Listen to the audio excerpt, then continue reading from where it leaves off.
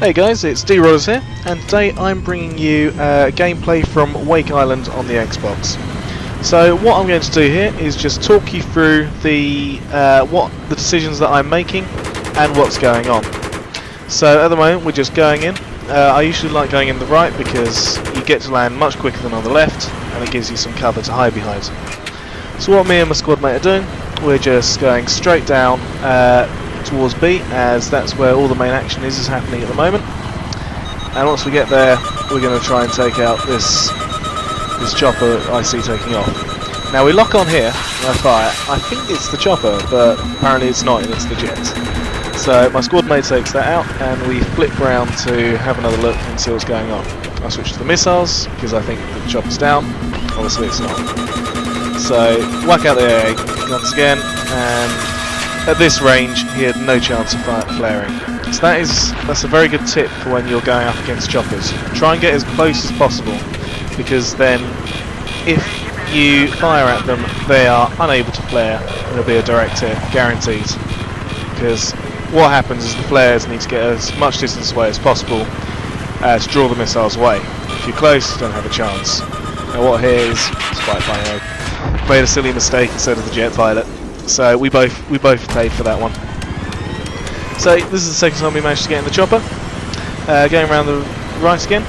Now I'll just quickly explain our setup. So I'm running laser painter, ECM jammer, and air-to-air missiles, and my gunner is running stealth, flares, and guided missiles. So if you're aware of it, I'm quite critical of ECM jammers. But they seem to have patched it and sorted it out now, because it seems to be working very well now. So if you can use that, I would recommend as a pilot you do use that. And the laser painter and guided missile combo means we take out tanks very quickly, usually in one pass, as I think you'll see later. So we fly over, I disable it with my rockets, and essentially he takes it out with the guided missile. It's right here. So we identify the tank, I'm firing. Guided missile goes away now, you can just hear the click, and there we go. The vehicle's destroyed, my gunner's just got a double kill and destroyed a tank. So we've taken out a tank that was at full health in one pass. Now what's happening here is there were 3 of us in the game, but only 2 of us were on one team. So we're having a little game here at the moment with our other friend trying to take us down. So what I was trying to do here was identify where the sting was coming from. My gunner thought it was coming from this section around here, but we couldn't see him. So what we're going to do is have a little ruse that I often use. So we're going to swing round here and then come in for a long run up. And what's going to happen then is we're going to let him fire a missile at us while we're looking at where we think the launch site is. Obviously my gunner's ready with the flares when he does launch, but as you see, you can easily identify where the launch site was. And what happens now, we spot him, we engage, we kill him. Problem sorted, no more stinger, no more worries. So what we're going to do now, head to airfields, see what we can do there. Now what happens here is we get engaged by an AA tank, and I'm going to try and flip it round and take it from surprise from the back if I can. So I've noticed the position, turning round while keeping low, and I'm just going to flip up. Now here I make a massive mistake. I can't see the tank because obviously it's been destroyed by somebody else, but I make the mistake of hovering, and here I get an RPG up the arse.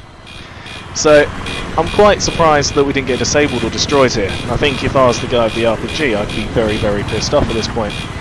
But we managed to escape, and my mistake hasn't cost us the chopper, which I have to be grateful for. So what we're doing again is just harassing some tanks and infantry, doing our job, trying to get as much attention on us as possible so that the guys on the ground, teammates on the ground, have an easy job. And if you noticed again, I'm not actually getting any kills. My job, as I've said earlier, is to keep the chopper alive as the first one. The second one is to make sure that the gunner gets in position for kills, because he's more likely to get it. Now here I think we completely mess up the flare and DCM pattern. And if you notice, I went into third person to see if I could see the Stinger missile coming in. Unfortunately I couldn't for some reason. And what we're doing, concentrating on now, is just getting away, because again, our flare and ECM pattern is completely out of sync. We tried flaring just then, but it was too late. So what we're going to do, we're just going to land. He's going to hop out and repair, and the game actually ends while he's repairing. So we've cut to this one, and this is the next round. And right at the end of the round, I think I didn't manage to get into the chopper much this round, but just flying with a random, which I'm lucky because he actually carries flares. Now, can I please ask anybody watching, if you're a gunner, take flares. It's imperative for the safety of the chopper. Both pilot and the gunner needs some kind of countermeasure.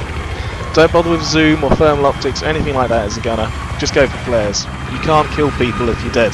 So the first thing you need to do is make sure you keep this chopper alive. So I spot the jet and also a chopper. I'm trying to ignore the jet and hoping it will ignore me. We're heading towards the chopper.